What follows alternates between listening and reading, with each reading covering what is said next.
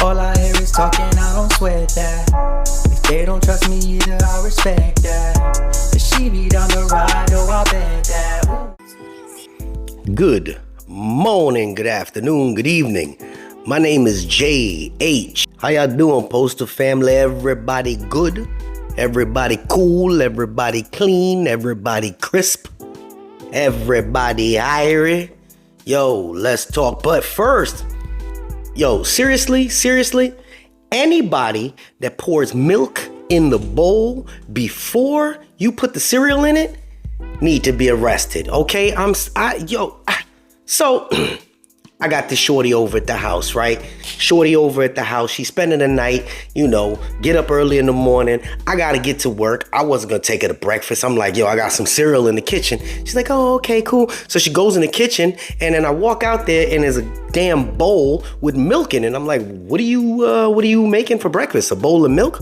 Like, no, I'm gonna get the cereal now. And she goes and she pours the cereal. I said, yo, you need to be arrested. This don't even make sense. For any one of you guys that put the cereal after you put the milk in the bowl, you need to be arrested. That's real talk. This is silliness. This is foolishness. And you know what? I can't understand it, man. You know what? She never came back after that. That's she never came back. I just can't get over that fact. I can't get over it. So, all right.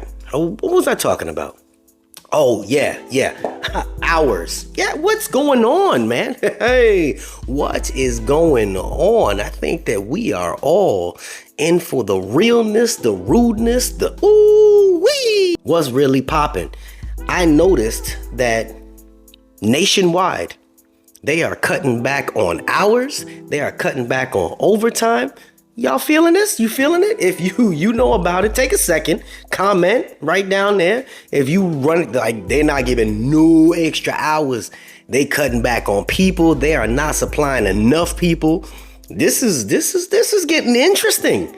We in the saga right now. We in the middle of the book where things start getting interesting. All right, things are starting to get interesting.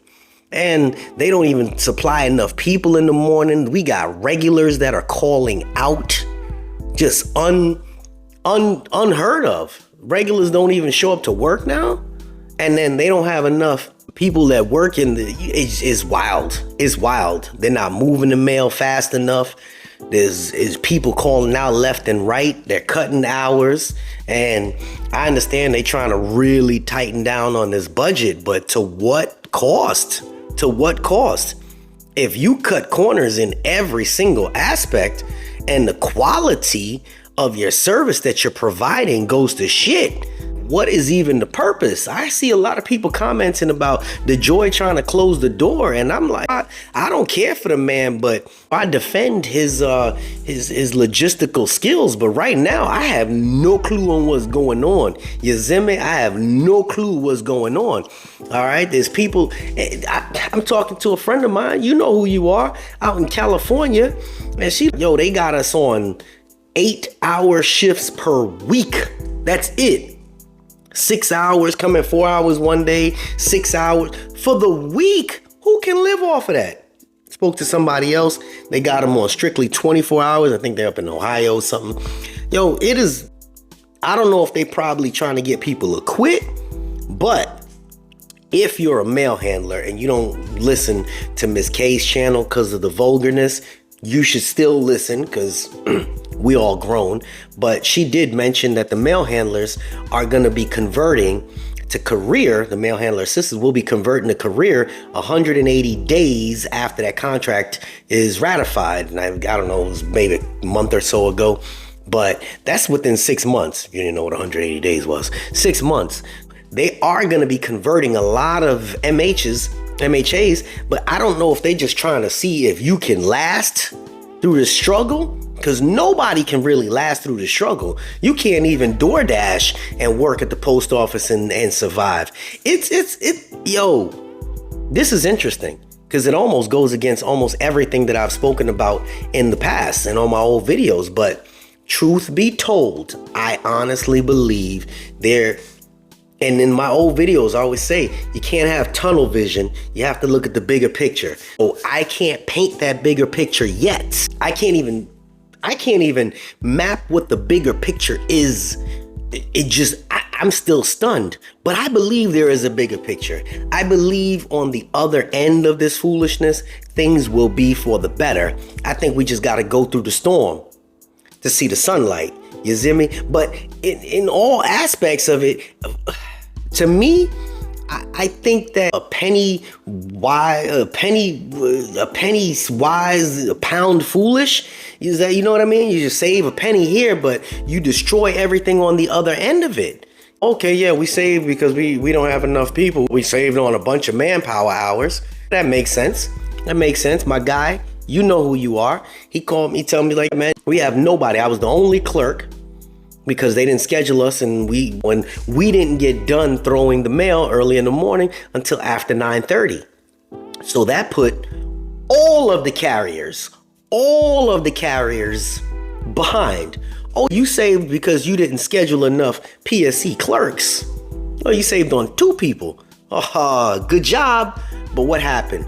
You got 30, 40 carriers that are gonna be late now.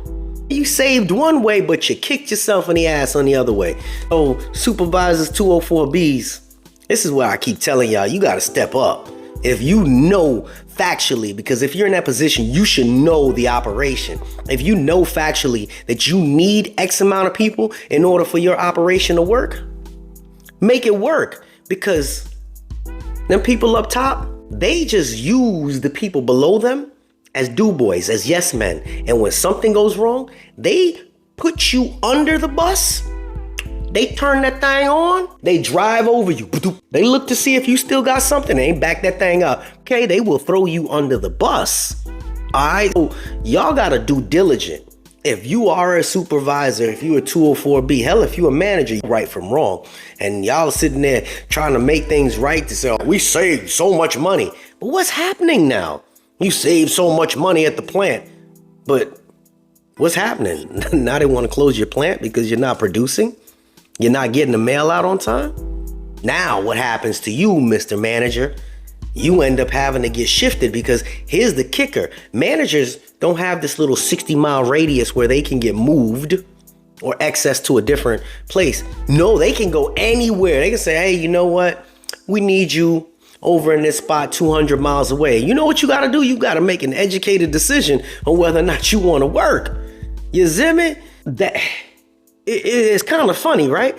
I know this sounds like a ramble to people that don't work at the post office, but to people that work there, all of this stuff, all these pieces of the puzzle, they seem like they're just moving, and we still trying to figure out where's right and where's wrong. I know one thing for certain and 2 things for sure, that the maintenance department is hiring like a mofo, okay, nationwide. And just if you made it this far, I do not have access to that assessment. Don't. You can get some study material online somewhere, somehow, if you want to try to maintenance out. They will always get 40 hours. But back to the PSCs and the MHAs and what is really good? Cutting the hours. Now, there are some parts of this country that definitely have heavy work volume, so they're not affected. But there's far few and in between. So what happens? How do you survive this? Honestly, I can't give you that answer. I could say stick it out, but you're an adult. You should know what's right or wrong. I really just want everybody to know that we in this ride together. When they talk about, oh, no overtime, we're going to keep one person home and we got people that are scheduled for NS days that we're not going to bring in on their non-scheduled days because we don't want to pay them overtime. So we're going to try to split routes up and then force it on these other people. And then, oh, wait a minute, let's make sure that these other people don't get overtime. It just mind blows me, man.